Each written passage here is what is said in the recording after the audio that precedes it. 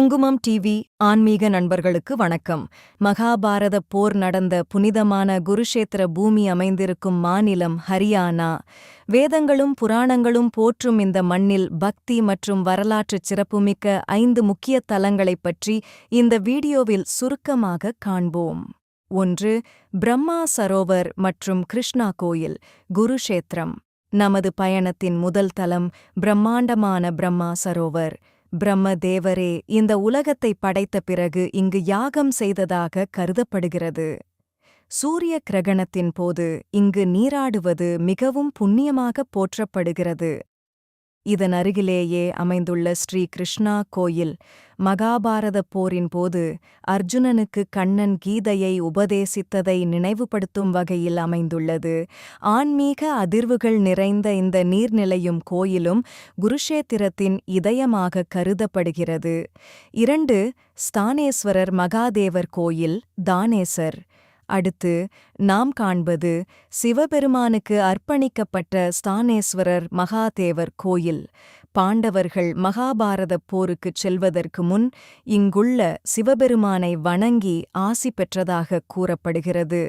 9ஆம் சக்தி பீடமாக கருதப்படும் இத்தலத்திலுள்ள குளம் புனிதமானது.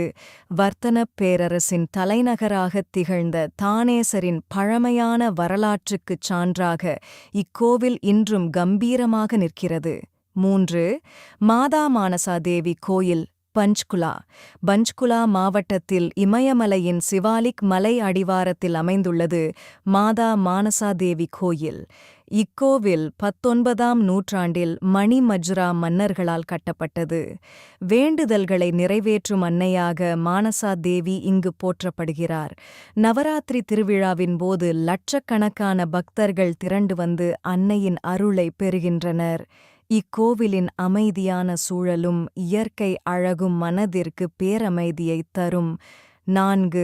பீமாதேவி கோயில் வளாகம், பிஞ்சூர். அடுத்து நாம் காண்பது வட இந்தியாவின் கஜுராஹோ என்று அழைக்கப்படும் பீமாதேவி கோயில் வளாகம். 8ஆம் முதல் 11ஆம் நூற்றாண்டுக்கு இடைப்பட்ட காலத்தில் கட்டப்பட்ட இக்கோவில் பஞ்சாயதன கட்டிடக்கலைக்குச் சிறந்த எடுத்துக்காட்டு.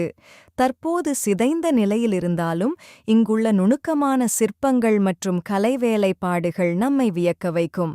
இதன் அருகிலேயே புகழ்பெற்ற யாதவீந்திரா கார்டன் அமைந்திருப்பது சுற்றுலா பயணிகளுக்கு கூடுதல் சிறப்பாகும். 5. கபல் மோஜன் கோயில், யமுனா நகர். நமது பயணத்தின் இறுதித் தலம் புனிதமான கபல் மோஜன் கோயில். இந்துக்கள் மற்றும் சீக்கியர்கள் இருவராலும் சமமாக வணங்கப்படும் தலம் இது. சிவபெருமான் தனது பிரம்மஹத்தி தோஷத்தை இங்குள்ள குளத்தில் நீராடிப் போக்கிக் கொண்டதாக புராணங்கள் கூறுகின்றன. ஸ்ரீ குருநானக் தேவ் மற்றும் குரு கோவிந்த் சிங் ஆகியோரும் இங்கு வந்து தங்கியுள்ளனர். கார்த்திகை பௌர்ணமி அன்று நடைபெறும் திருவிழா இத்தலத்தின் மிக முக்கியமான நிகழ்வாகும்.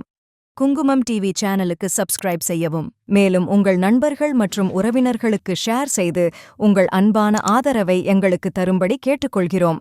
உடனடி அப்டேட்களுக்கு பெல் ஐகானை கிளிக் செய்யவும். எங்களுக்கு தொடர்ந்து ஆதரவளித்து வரும் குங்குமம் டிவி ஆன்மீக அன்பர்களுக்கு எங்கள் நன்றியும் வணக்கமும்.